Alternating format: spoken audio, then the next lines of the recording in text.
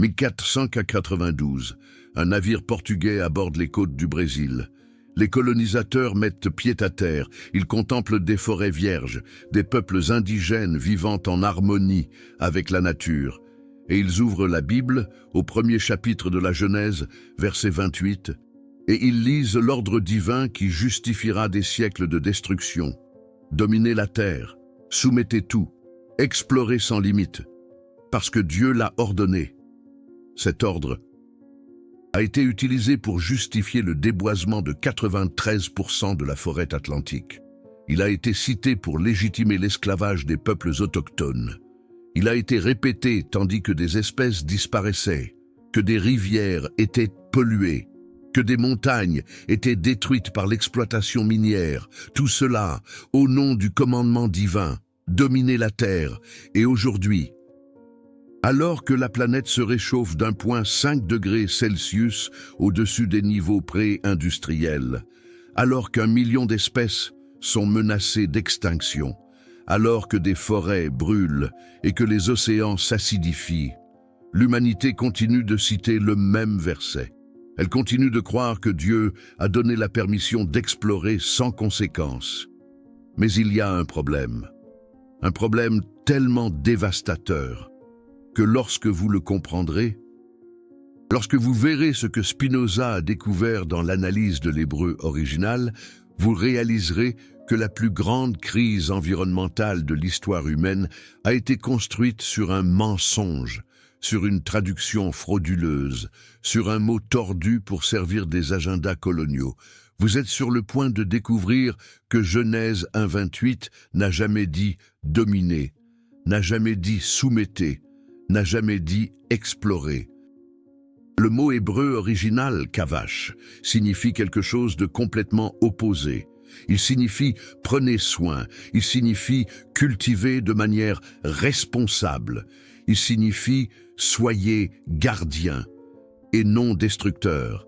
Et quand vous comprenez cela, quand vous voyez comment des traducteurs du XVIe siècle, avec des agendas impérialistes, ont tordu le texte pour justifier la conquête, vous réalisez que 6 milliards de personnes ont été enseignées à détruire la planète en prétendant obéir à Dieu, alors qu'en réalité, elles désobéissaient au commandement original. Elles faisaient exactement le contraire de ce que le texte ordonnait. Spinoza le savait. Il étudiait l'hébreu, il analysait les textes originaux, il a vu la fraude, et ce qu'il a découvert devrait changer complètement la façon dont les religions abrahamiques se rapportent à l'environnement. Mais cela a été enterré, censuré, ignoré pendant des siècles, jusqu'à maintenant. Cette sensation que l'on vous a appris que les humains sont les propriétaires de la nature, que la planète existe pour être explorée, que les ressources sont infinies, cette sensation que quelque chose ne va pas du tout avec cette théologie. Elle a un nom, elle a une preuve linguistique, elle a une documentation historique de la manière dont le mensonge a été construit. Et dans les prochaines minutes, vous allez voir exactement ce que c'est, vous allez voir le mot en hébreu, vous allez voir d'anciennes traductions honnêtes, vous allez voir quand la fraude a commencé, et vous comprendrez pourquoi la crise climatique n'est pas seulement un problème scientifique ou politique, c'est une conséquence directe d'une théologie basée sur une traduction mensongère. Genèse 1,28, un verset qui a façonné la civilisation occidentale. Un verset cité dans des millions de sermons, un verset utilisé pour justifier tout, depuis le déboisement jusqu'au changement climatique anthropique, la version que vous connaissez. Et Dieu les bénit, et Dieu leur dit, « Croissez et multipliez, et remplissez la terre, et assujettissez-la, et dominez sur les poissons de la mer, et sur les oiseaux des cieux, et sur tout animal qui se meut sur la terre. Assujettissez, dominez », des mots qui impliquent un contrôle total. Une exploitation sans limite, une hiérarchie où les humains sont au sommet, et tout le reste de la création existe pour les servir. Et cette interprétation a tout façonné. Elle a façonné la manière dont les Européens ont traité les peuples autochtones pendant la colonisation. Elle a façonné la manière dont les chrétiens ont justifié l'esclavage. Elle a façonné la manière dont l'industrialisation a ignoré les conséquences environnementales. Elle a façonné une théologie de la domination qui influence encore aujourd'hui les politiques environnementales. Mais regardez maintenant le mot hébreu original. Le mot qui a été traduit par dominer, le mot est kavash, racine kaf vet shin. Et c'est là que tout s'écroule. Parce que kavash ne signifie pas dominer au sens d'exploiter. Dans les contextes agricoles de l'hébreu ancien, kavash signifie cultiver. Il signifie travailler la terre avec soin. Il signifie une responsabilité de jardinier et non un droit de conquérant. Et ce n'est pas une opinion moderne qui réinterprète, c'est de la linguistique. C'est la façon dont le mot était utilisé dans d'autres contextes bibliques. C'est la façon dont il était compris par les communautés judaïques avant les traductions chrétiennes en latin et dans les langues européennes. Voyez Nombre 32-22. Le même mot kavash utilisé pour décrire la conquête pacifique d'une terre, pas la destruction, pas l'extermination, mais l'établissement responsable. Voyez Jérémie 3-4. La même racine utilisée métaphoriquement pour décrire une relation de soin et non une domination violente. Voyez l'usage rabbinique du mot à travers les siècles, toujours associé à la responsabilité, à la culture attentive, au rôle de gardien qui rend des comptes. Et voici le tournant. Voici ce que Spinoza a documenté et qui a tout changé. Les anciennes traductions judaïques, en particulier le Targum Onkelos du IIe siècle, traduisent kavash, non pas comme dominer, mais comme travailler, cultiver, administrer de manière responsable. La même interprétation dans les commentaires rabbiniques médiévaux. La même compréhension dans les traditions judaïques qui ont précédé les traductions chrétiennes. Alors, quand le changement a-t-il commencé? Quand kavash est-il devenu dominé? Au IVe siècle, Jérôme traduisant la Bible en latin, créant la Vulgate, il choisit le mot subjicite pour kavash. Et subjicite implique subjugation, implique conquête, implique un contrôle absolu par la force. Pourquoi? Parce que Jérôme traduisait dans le contexte de l'Empire romain, un empire qui existait par la conquête, qui considérait les peuples conquis comme inférieurs, qui exploitait les ressources des territoires dominés sans se soucier de la durabilité. Et quand le christianisme est devenu la religion officielle de l'Empire, les textes bibliques ont été traduits pour servir l'idéologie impériale. Kavash ne pouvait pas signifier soin responsable. Il devait signifier domination absolue. Parce qu'un empire a besoin d'une justification théologique pour l'exploitation. Et cette traduction s'est consolidée.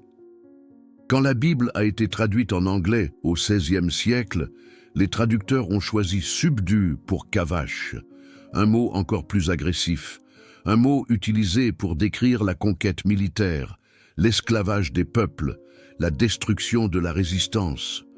Et ce n'était pas un accident, c'était le siècle de la colonisation. Le siècle où l'Angleterre, l'Espagne, le Portugal, la Hollande, la France conquéraient des continents entiers, esclavageaient des millions de personnes, extrayaient des ressources à une échelle jamais vue. Et ils avaient besoin d'une justification religieuse.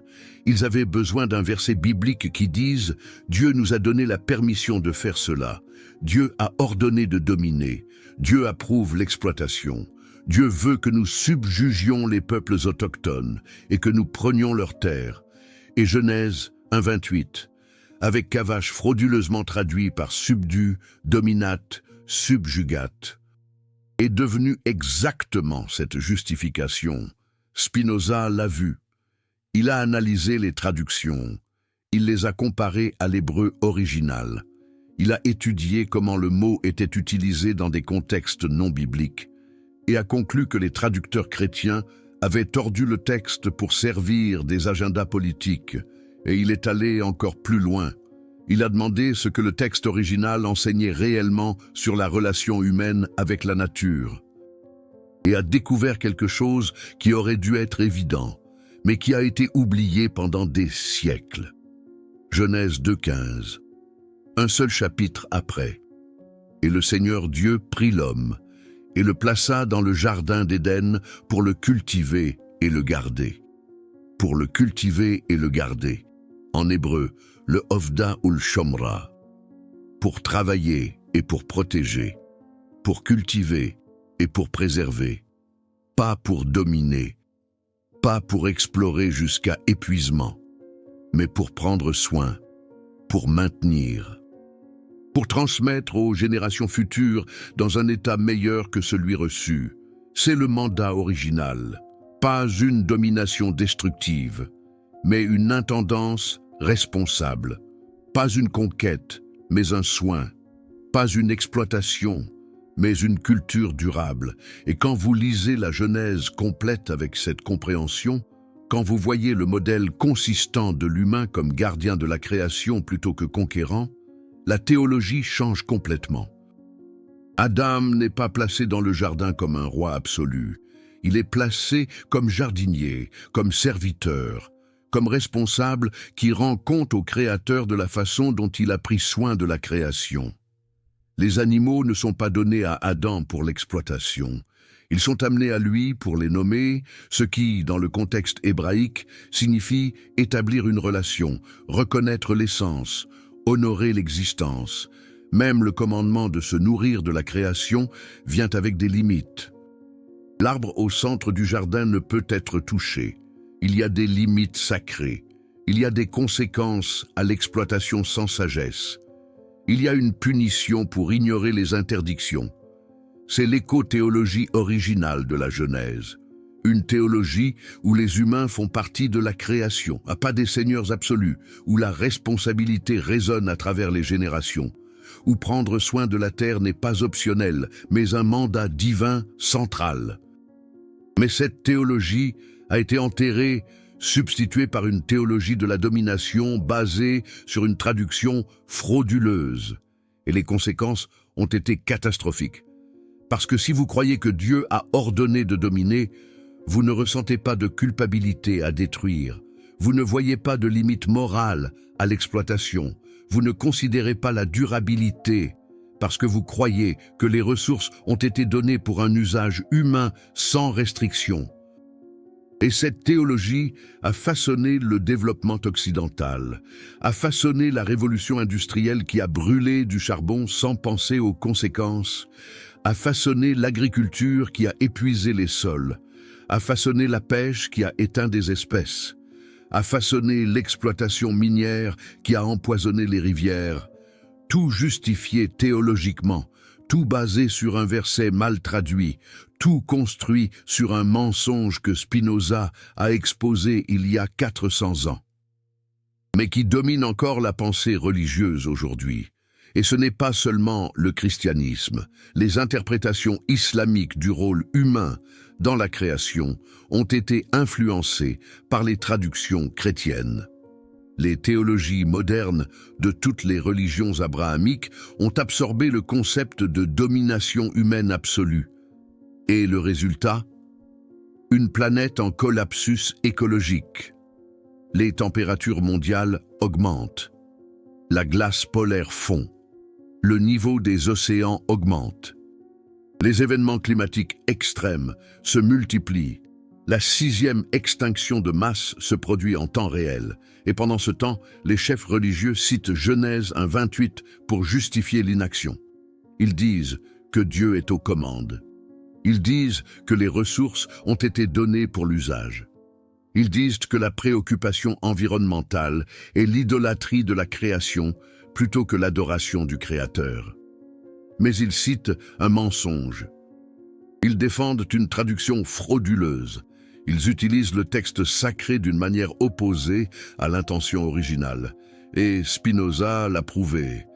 Pas avec de l'activisme politique, pas avec un agenda environnemental moderne, mais avec une analyse linguistique froide, avec une comparaison textuelle, avec des preuves documentaires de la façon dont la traduction a été manipulée. Et maintenant vient la partie qui relie tout, la partie qui montre pourquoi cela compte maintenant. En 2025, alors que la planète se réchauffe et que les espèces meurent, parce qu'il ne s'agit pas seulement de corriger une ancienne traduction, il s'agit de reconnaître que la plus grande justification théologique de la destruction environnementale est basée sur une fraude. Et si la justification est fausse, alors l'exploitation n'a pas de légitimité religieuse. Si Dieu a réellement ordonné de prendre soin, pas de dominer, alors le déboisement de l'Amazonie n'est pas une obéissance divine, c'est un péché. La pollution des océans n'est pas l'utilisation des ressources données par Dieu. C'est une violation du mandat original. L'extinction d'espèces n'est pas une conséquence inévitable du progrès. C'est un échec moral à remplir son rôle de gardien. Et soudain, l'écologie n'est pas un mouvement séculier contre la religion. C'est un retour à la théologie originale. C'est l'obéissance au commandement véritable de la Genèse. C'est la reconnaissance que les humains ont été placés sur la terre, non pour conquérir, mais pour prendre soin. Cela change tout. Cela change la façon dont les personnes religieuses devraient voter sur les politiques environnementales. Cela change la façon dont les églises devraient investir des ressources. Cela change la façon dont les communautés de foi devraient se positionner sur la crise climatique. Parce que si le texte sacré ordonne réellement de prendre soin de la création, alors nier le changement climatique n'est pas une position théologique légitime, c'est une désobéissance au commandement divin. Ignorer le collapsus écologique n'est pas la foi en la providence divine, c'est la négligence du rôle que Dieu a attribué à l'humanité. Et Spinoza offre des outils pour faire ce changement, non seulement à travers la correction linguistique, mais à travers une philosophie qui reconnecte les humains avec la nature. Spinoza enseignait que Dieu et la nature sont la même chose. Deus sive natura, que les lois naturelles sont des lois divines. Qu'étudier la nature, c'est étudier Dieu. Que respecter la nature, c'est respecter le divin. Ce n'est pas un panthéisme où tout est Dieu indistinctement. C'est un panenthéisme où Dieu se manifeste à travers toute la création, où chaque espèce révèle un aspect du divin, où chaque écosystème est sacré parce qu'il est l'expression de la créativité divine.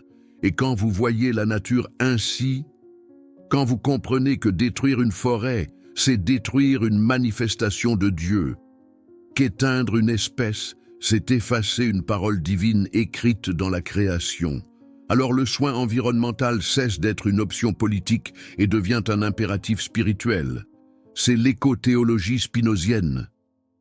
Et elle est parfaitement alignée avec le mandat original de la Genèse lorsqu'elle est traduite honnêtement. Prendre soin de la terre, cultiver avec responsabilité, garder pour les générations futures, non parce que la nature est Dieu en soi, mais parce que la nature est l'œuvre de Dieu, l'expression de Dieu, la révélation continue de Dieu. Et les humains ont été désignés gardiens de cette révélation. Mais il y a une conséquence pratique à accepter cela. Une conséquence qui va au-delà de la correction des traductions ou de l'adoption d'une théologie différente. Une conséquence qui exige un changement de comportement. Parce que si vous acceptez que le mandat original est de prendre soin, pas de dominer, alors vous devez évaluer comment vous vivez, comment vous consommez, comment vous impactez la planète, et faire des choix différents. Premier choix, reconnaître la responsabilité. Vous n'êtes pas le propriétaire de la terre. Vous êtes un locataire temporaire, un gardien qui rend compte, et vous serez jugé non pas sur la quantité que vous avez exploitée, mais sur la qualité de vos soins. Cela signifie calculer votre empreinte écologique. Cela signifie comprendre que chaque choix de consommation a une conséquence, que la fast fashion exploite les travailleurs et pollue les rivières. Quelle viande industrielle détruit des forêts? Quel plastique jetable empoisonne les océans? Il ne s'agit pas de perfection, Il s'agit de conscience. Il s'agit de faire de meilleurs choix quand cela est possible. Il s'agit de réduire les dommages quand cela est viable. Deuxième choix, soutenir les politiques environnementales. Si un mandat divin est de prendre soin de la création, alors les chrétiens, les juifs, les musulmans devraient être en première ligne de l'activisme climatique. Ils devraient faire pression sur les gouvernements.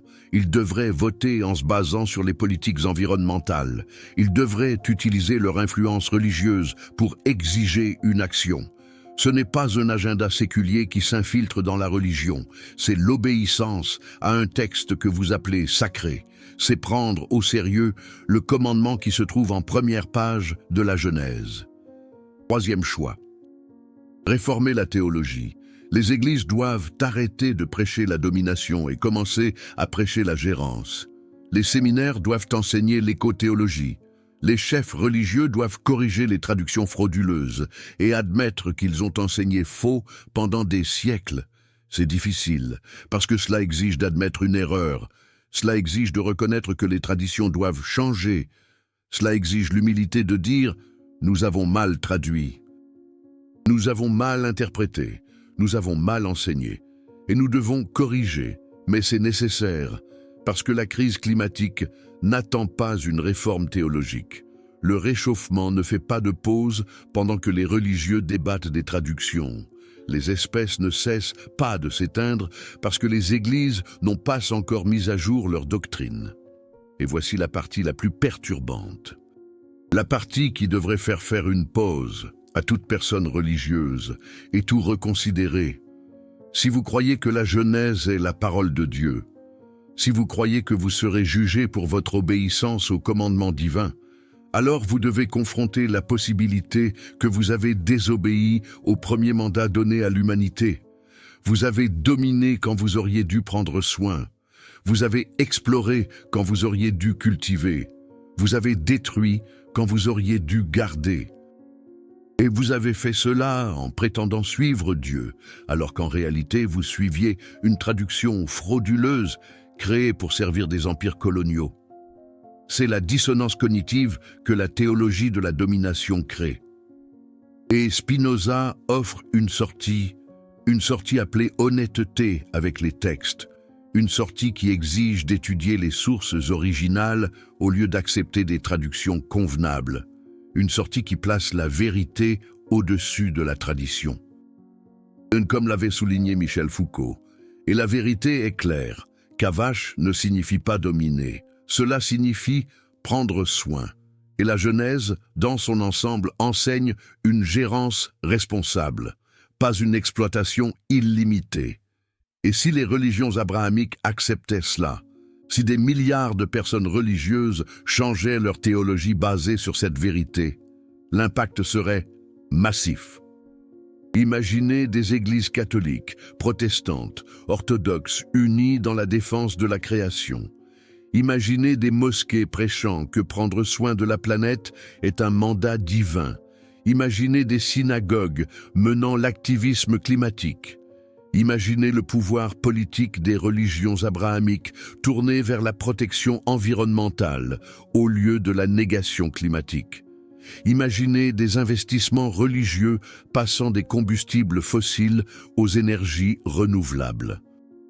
Imaginez des communautés de foi plantant des arbres, restaurant des écosystèmes, défendant les espèces menacées. Ce n'est pas une utopie. C'est ce qui devrait se passer si les personnes religieuses suivaient réellement le mandat original de la Genèse. C'est l'obéissance basique à un commandement divin qui est en première page de l'Écriture. Mais cela ne se produit pas parce qu'une traduction frauduleuse a créé une théologie destructive. Et une théologie destructive a créé des comportements destructifs. Et des comportements destructifs ont créé une crise existentielle qui menace la civilisation. Et le cycle continue jusqu'à ce que quelqu'un ait le courage de dire la vérité. Jusqu'à ce que les chefs religieux admettent qu'ils ont été trompés. Jusqu'à ce que les communautés de foi reviennent au texte original et reconnaissent qu'elles ont été appelées à prendre soin, pas à conquérir. Spinoza te donne un outil. Il te donne une analyse linguistique, il te donne une preuve historique, il te donne une philosophie qui reconnecte l'humain et la nature, comme l'avait pressenti Pierre Teilhard de Chardin. Maintenant, la question est, qu'est-ce que tu fais avec ça? Tu l'ignores parce que c'est incommode, parce que cela exige de changer de comportement, parce que cela défie la théologie qu'on t'a enseignée toute ta vie. Ou as-tu le courage de confronter la vérité? D'accepter qu'on t'a enseigné un mensonge basé sur une traduction frauduleuse, de changer ta façon de vivre basée sur le mandat original, parce que la planète ne peut plus supporter des siècles de théologie de la domination. Les espèces ne survivront plus à des décennies d'exploitation justifiée religieusement. Le climat ne se stabilisera pas en attendant que les religieux corrigent les traductions. Et toi, qui regardes ça, tu as un choix. Un choix qui commence par reconnaître la vérité sur Cavache, qui continue par repenser ta relation avec la nature, qui culmine en vivant comme un gardien au lieu d'un conquérant. Pas parce que des activistes séculiers l'ont ordonné, mais parce que le texte sacré que tu prétends suivre l'ordonne, parce que le mandat divin qui se trouve dans la Genèse, chapitre 1, verset 28, quand il est traduit honnêtement, t'appelle à prendre soin. Et peut-être, juste peut-être, si des milliards de personnes religieuses répondent à cet appel, si l'écothéologie remplace la théologie de la domination, si une gérance responsable remplace une exploitation impitoyable, il y a encore une chance de renverser l'effondrement. Il y a encore une chance que les espèces survivent, que les forêts se régénèrent, que les océans se rétablissent, que le climat se stabilise, mais cela commence par l'honnêteté. L'honnêteté sur la traduction, l'honnêteté sur la théologie, l'honnêteté sur la responsabilité. Et Spinoza t'offre cette honnêteté, 4 siècles d'avance, en attendant que tu aies le courage d'accepter. La terre n'est pas à toi pour la dominer, elle est à toi pour en prendre soin. Cela a toujours été le cas, et cela le sera toujours jusqu'à ce que tu la passes à la prochaine génération. La question est, dans quel état vas-tu la passer? Détruite par la théologie de la domination ou préservée par une gérance fidèle? Genèse 1,28 te donne la réponse. Cavache, prends soin, cultive, garde. Fais ce que le texte a toujours ordonné, pas ce que les traducteurs ont tordu pour servir des empires morts. Et quand tu feras cela, quand tu vivras comme le gardien que Dieu a désigné, tu n'obéis pas seulement à un commandement divin, tu participes à la restauration. Tu deviens une partie de la solution au lieu de la continuation du problème. Bienvenue à l'écothéologie originale, bienvenue à la gérance spinozienne, bienvenue à la responsabilité qui a toujours été la tienne mais qu'on t'a enseigné à ignorer. La terre attend, Spinoza a déjà montré le chemin, maintenant, c'est à ton tour de marcher. Mais avant de marcher, tu dois voir combien a coûté le mensonge, combien l'humanité a perdu parce qu'elle a cru à une traduction frauduleuse. Et combien peut encore être sauvé si tu corriges le cours maintenant? Comptons, documentons, voyons le prix réel de la théologie de la domination. 1611, des colons anglais arrivent en Amérique du Nord. Ils trouvent des forêts qui couvrent une superficie plus grande que l'Europe entière. Ils trouvent des millions de bisons. Ils trouvent des rivières si propres qu'on peut boire directement. Et il commence la destruction systématique, citant Genèse 1,28, résultat, 200 ans plus tard. 99% des bisons ont été exterminés, les forêts anciennes ont disparu, les rivières sont devenues des égouts industriels, et ils ont appelé cela le progrès ordonné par Dieu. 1750, la révolution industrielle commence en Angleterre. Le charbon est brûlé sans restriction. Les usines déversent la pollution dans le ciel et l'eau. Des travailleurs, y compris des enfants, exploités sans limite. Et des prédicateurs citaient une domination divine pour tout justifier. Résultat, l'atmosphère a commencé à accumuler du dioxyde de carbone à des niveaux jamais vus depuis 500 000 ans. Le réchauffement climatique a commencé. Et personne n'y a prêté attention parce que Dieu avait donné la terre pour être soumise. 1850. La chasse commerciale à la baleine atteint son apogée. Des centaines de milliers de baleines tuées pour l'huile qui illumine les villes. Des espèces entières menées presque à l'extinction. Et des sermons justifiaient cela en alléguant que les animaux avaient été donnés par Dieu pour l'usage humain. Résultat, les baleines franches de l'Atlantique Nord presque éteintes. Jusqu'à aujourd'hui, 200 ans plus tard, la population ne s'est pas rétablie. Moins de 400 individus restants. Une espèce fonctionnellement éteinte à cause d'une théologie qui disait que dominer était un ordre divin. 1900. Le déboisement de la forêt atlantique brésilienne s'accélère. Café, canne à sucre, bétail s'étendant sans contrôle. 93% de la forêt tropicale, la plus biodiversifiée de la planète, détruite en 100 ans. Et des politiciens catholiques citaient Genèse pour justifier le développement. Résultat, 20 000 espèces éteintes, d'innombrables espèces perdues avant même d'être découvertes. Des écosystèmes qui ont mis des millions d'années à évoluer. Détruits en quelques décennies, et tout cela prétendument en obéissance à Dieu. 1950. L'ère du plastique commence. Le pétrole transformé en un matériau qui ne se décompose jamais. La production augmentant exponentiellement. Les océans se transformant en décharges. Et les industries tranquillisaient les consommateurs en disant que Dieu a donné des ressources pour être utilisées.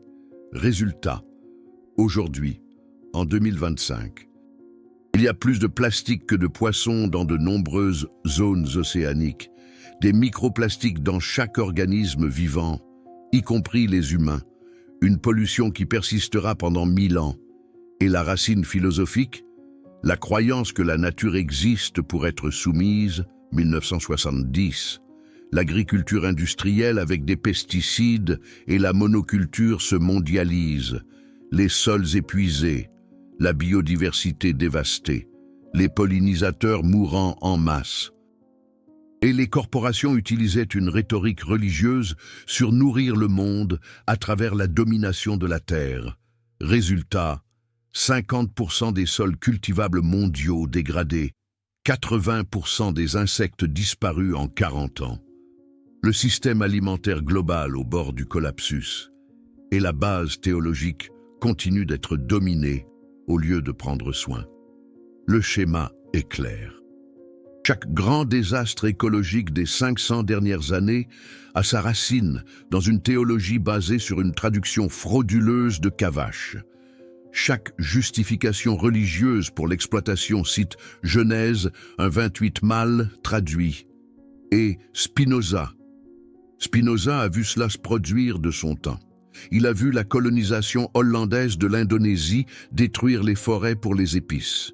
Il a vu la pêche excessive épuiser la mer du Nord. Il a vu l'expansion agricole sans soin dégrader les sols européens. Et il a connecté cela avec la théologie dominante.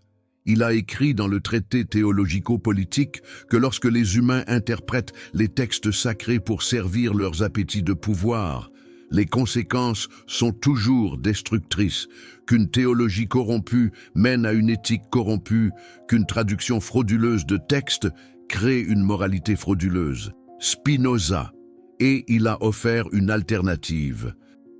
Une alternative basée sur la lecture honnête des textes, en reconnaissant que les humains font partie de la nature, pas des seigneurs absolus, en comprenant que les lois naturelles sont sacrées parce qu'elles sont la façon dont Dieu se manifeste.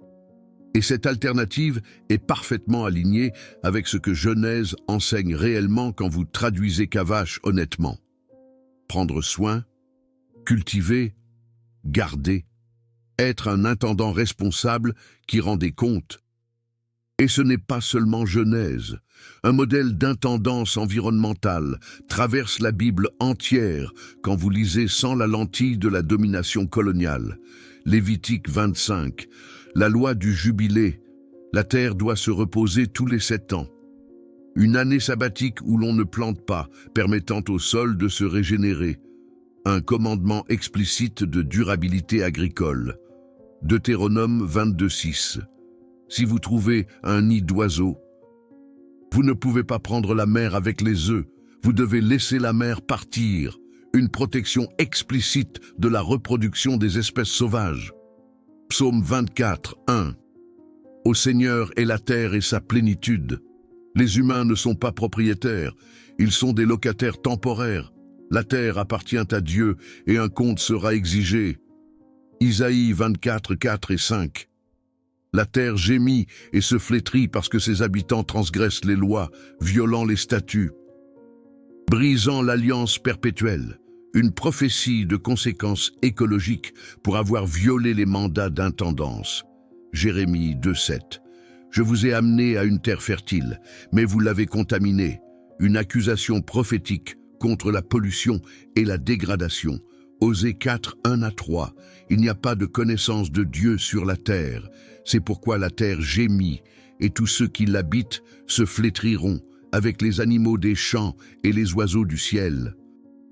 Une connexion explicite entre la faillite spirituelle et le collapsus écologique. Le schéma est constant. La Bible hébraïque enseigne l'intendance responsable, la durabilité, le soin de la création, la protection des espèces, pas la domination destructrice, pas l'exploitation sans limite. Et Jésus continue la tradition. Matthieu 6:26. Regardez les oiseaux du ciel. Votre Père céleste les nourrit. Un enseignement sur la valeur intrinsèque des créatures non humaines. Luc 12:6. 5 moineaux sont vendus pour 2 sous, et pas un seul d'entre eux n'est oublié devant Dieu. Dieu prend soin des oiseaux. Chaque vie a une valeur sacrée. Matthieu 10:29. Pas un seul moineau ne tombe sans que votre Père ne le sache. La providence divine s'étend à toute la création, pas seulement aux humains. Jésus a vécu comme un jardinier spirituel. Il a utilisé des métaphores agricoles. Il a parlé de graines, de vignes, de figuiers. Il a enseigné à travers des exemples naturels. Il a démontré du respect pour la création dans chaque parabole. Et l'Église primitive, elle a continué la tradition. François d'Assise au XIIIe siècle prêchait aux oiseaux. Il appelait le soleil frère, la lune sœur, les animaux compagnons. Il a vécu une intendance écologique radicale, mais cette tradition a été supprimée, remplacée par une théologie de la domination qui servait mieux les structures de pouvoir. Et Spinoza a tenté de récupérer la tradition originelle à travers une analyse textuelle honnête. Mais il était trop tard. La colonisation était déjà établie. L'exploitation était déjà la norme. La destruction était déjà justifiée théologiquement. Et il a fallu encore 300 ans pour commencer à inverser la tendance. Et aujourd'hui, en 2025, nous sommes à un point d'inflexion. Un point où soit nous reconnaissons le mensonge et corrigeons le cap, soit nous continuons vers un collapsus irréversible. Et vous, en regardant cela, vous faites partie de ce choix. Parce que chaque personne qui comprend la vérité sur Kavache, chaque personne qui rejette la théologie de la domination, chaque personne qui vit comme un gardien au lieu d'un conquérant, cette personne fait bouger l'aiguille. Et si des millions font cela, si un mouvement global de personnes religieuses retourne à l'intendance originelle, l'impact serait transformateur. Imaginez des églises évangéliques aux États-Unis, où le déni climatique est fort, changer de position parce qu'elles découvrent que Genèse ordonne de prendre soin, pas de dominer. Imaginez le Vatican déclarant une urgence climatique basée sur un mandat de Genèse correctement traduit et mobilisant 1 milliard de catholiques pour l'action. Imaginez des communautés islamiques interprétant califat, la gérance de la terre, d'une manière plus écologique et menant la restauration environnementale dans les pays musulmans. Imaginez des communautés judaïques, gardiennes de la langue hébraïque originelle, menant un retour au sens véritable de Kavache et enseignant au monde la gérance biblique. Ce n'est pas de la fantaisie, c'est ce qui devrait se passer. C'est ce qui arrivera si les personnes religieuses ont le courage de confronter la vérité sur cette traduction frauduleuse. Et les outils sont disponibles. Les dictionnaires d'hébreu biblique montrent le sens de kavash. Les anciennes traductions judaïques confirment l'interprétation de Gérance. Les commentaires rabbiniques expliquent le contexte. L'évidence est accessible. Il ne manque que la volonté de regarder, la volonté d'admettre l'erreur, la volonté de changer la théologie basée sur l'évidence textuelle au lieu de défendre la tradition par inertie. Et Spinoza vous donne la permission de faire ça. Il vous donne une méthode de lecture qui priorise le texte original sur la tradition. Il vous donne une philosophie qui réconcilie la foi avec la raison. Il vous donne un chemin pour une gérance écologique qui est à la fois scientifiquement solide et théologiquement fidèle. Et ce chemin est urgent. Parce que la prochaine décennie déterminera la trajectoire climatique pour des siècles, parce que la fenêtre pour éviter un réchauffement catastrophique se ferme, parce que chaque année d'inaction rend la récupération plus difficile. Et vous pouvez faire la différence, pas seulement en recyclant ou en réduisant votre consommation, bien que cela aide, mais en utilisant votre influence religieuse pour changer la théologie dominante. Si vous êtes pasteur, prêchez sur la gérance, corrigez la traduction de Kavash, enseignez que prendre soin de la création est un commandement divin, aussi important que n'importe quel autre. Si vous êtes animateur de groupe biblique, apportez cette information, montrez l'évidence linguistique, défiez le groupe à repenser sa théologie environnementale. Si vous êtes parent, enseignez à vos enfants que Dieu les a appelés à être des gardiens et non des conquérants. Que dominer était une traduction erronée, que prendre soin est le commandement véritable. Si vous êtes étudiant en théologie, écrivez sur ça. Cherchez la traduction. Développez une éco-théologie basée sur le texte original. Soyez une voix de changement dans votre séminaire. Si vous êtes membre d'une église, faites pression sur les leaders. Demandez pourquoi ils ne prêchent pas sur la crise climatique. Exigez que les positions de votre dénomination reflètent le mandat de gérance. Chaque action compte. Chaque conversation plante une graine. Chaque personne qui s'éveille à la vérité sur Kavash devient un agent de transformation théologique. Et la transformation théologique mène à la transformation comportementale, qui mène à la transformation politique, qui mène à l'action climatique, qui peut réellement sauver la planète. Ce n'est pas rapide, ce n'est pas facile, mais c'est nécessaire et c'est possible. Et vous venez de recevoir une information que la plupart des gens n'ont pas. Vous savez maintenant que Kavash ne signifie pas dominer. Vous savez que la traduction a été manipulée. Vous savez que le mandat original est de prendre soin. Et avec la connaissance vient la responsabilité. Vous ne pouvez pas défaire ce que vous venez d'apprendre. Vous ne pouvez pas faire semblant de ne pas savoir. Vous ne pouvez pas continuer à vivre comme si la domination était légitime. Vous devez choisir, ignorer et continuer à contribuer à la destruction, ou accepter et commencer à vivre comme un gardien. Et si vous choisissez le second chemin, si vous décidez de vivre une gérance fidèle au texte original, alors vous avez besoin d'outils pratiques. Vous devez savoir à quoi ressemble la gérance au quotidien. Premier outil, calculez votre empreinte écologique. Des sites gratuits le font.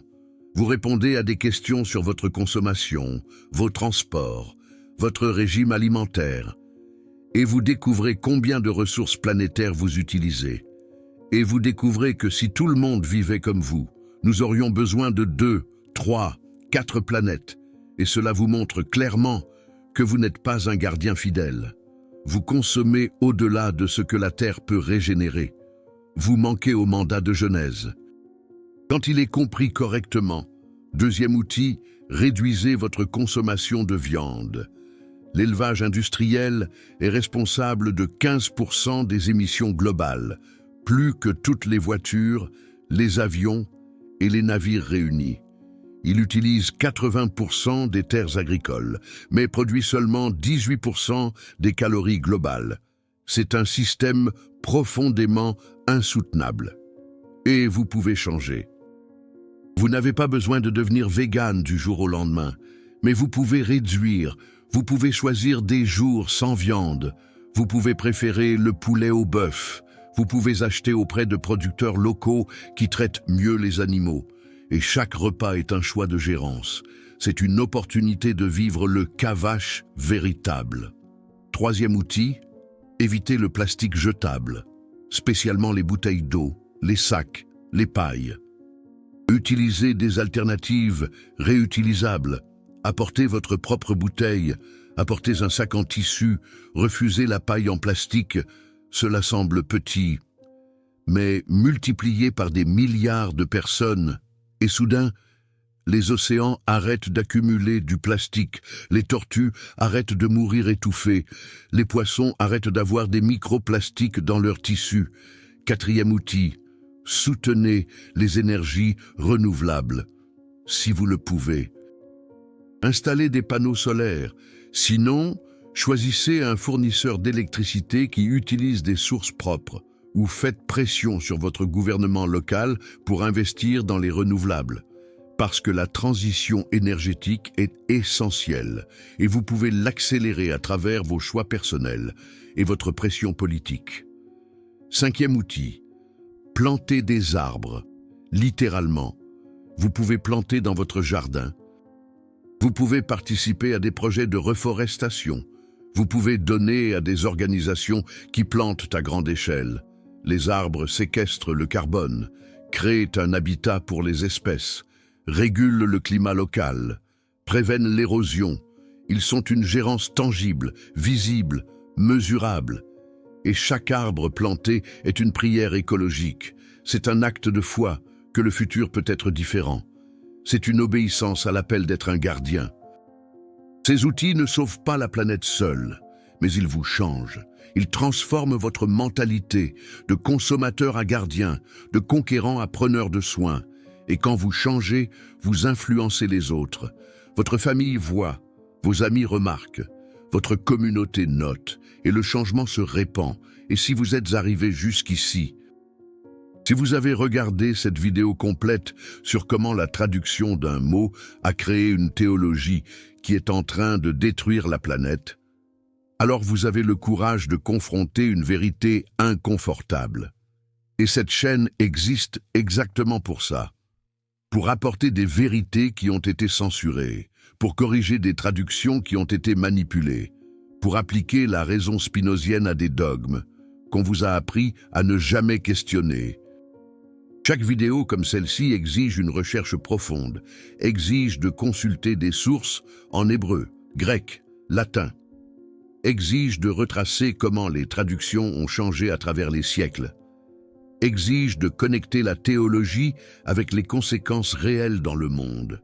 Et quand vous soutenez cette chaîne, quand vous laissez un super thanks juste en dessous, vous ne soutenez pas seulement un créateur de contenu, vous investissez dans la continuation de cette investigation. Vous dites que la vérité importe plus qu'une tradition confortable. Vous financez la prochaine vidéo qui va révéler le prochain mensonge théologique. Parce qu'il y en a beaucoup plus de traductions frauduleuses, beaucoup plus de textes manipulés, beaucoup plus de vérités cachées sur comment les religions ont été modelées pour servir le pouvoir, au lieu de servir la vérité. Et chaque soutien permet d'aller plus profonde. Cela nous permet de consacrer plus de temps à la recherche. Cela permet d'apporter des révélations que personne d'autre n'apporte. Alors, si cette vidéo a changé votre façon de voir la Genèse, si vous comprenez maintenant que le mandat est de prendre soin et non de dominer, si vous êtes déterminé à vivre comme un gardien, envisagez de laisser un super thanks parce que cette mission de correction théologique ne s'arrête pas ici. Et maintenant, l'action la plus importante. Les commentaires, parce que cette conversation doit continuer, elle doit se répandre, elle doit atteindre les personnes religieuses qui croient encore à la domination. Commentez maintenant. Si vous êtes chrétien, comment cela change-t-il votre théologie? Si vous êtes athée, cela change-t-il votre perception de la religion et de l'environnement? Si vous connaissiez déjà Cavache, comment l'avez-vous appris? Et surtout, commentez quelle action pratique vous allez entreprendre. Allez-vous planter des arbres, réduire votre consommation de viande, faire pression sur votre église, éduquer vos enfants, modifier vos habitudes de consommation? Parce que l'engagement public augmente la responsabilisation. Lorsque vous déclarez une intention, il est plus probable que vous la réalisiez. Et lorsque les autres voient votre engagement, ils sont inspirés à faire de même. Alors, utilisez la section des commentaires comme un espace d'engagement collectif, comme une communauté de personnes qui rejettent la théologie de la domination et embrassent l'intendance originelle. Et si vous connaissez quelqu'un de religieux qui nie la crise climatique en citant la Genèse, partagez cette vidéo, partagez-la poliment, non pas pour attaquer, mais pour informer, parce qu'il mérite de savoir qu'il cite une traduction frauduleuse. Et lorsque vous partagerez, présentez-la ainsi. Ce n'est pas une attaque contre la foi, c'est une correction de traduction. Ce n'est pas un agenda laïque, c'est un retour au texte original. Ce n'est pas un abandon de la Bible, c'est une obéissance plus fidèle à celle-ci. Parce que la vérité n'est pas l'ennemi de la foi, le mensonge l'est. Et la traduction frauduleuse de Cavache est un mensonge qui doit être exposé. Spinoza l'a exposé il y a 400 ans, mais son message a été supprimé. Maintenant, il revient, à travers des vidéos comme celle-ci, à travers des personnes comme vous qui ont le courage de confronter la tradition avec des preuves. Et le changement est en cours, lentement, mais en cours. De plus en plus de théologiens admettent l'erreur dans la traduction, de plus en plus d'églises adoptent l'éco-théologie, de plus en plus de personnes religieuses embrassent l'intendance environnementale. Et vous pouvez accélérer cela. Vous pouvez faire partie d'un mouvement qui corrige 500 ans de théologie destructive, qui revient à l'intendance originelle de la Genèse, qui sauve la planète non pas malgré la foi, mais grâce à elle. Bienvenue à la révolution théologique, une révolution qui commence par un mot, Cavache. Prendre soin, la Bible l'a toujours dit. Les traducteurs ont menti. Spinoza a corrigé. Maintenant, vous savez. Et ce que vous faites de cette connaissance déterminera non seulement votre foi personnelle, mais l'avenir de la planète que Dieu vous a donnée à garder. La Terre attend. Non plus pour être dominée, mais pour être soignée. Par vous, par le gardien que vous auriez toujours dû être. Maintenant, commencez.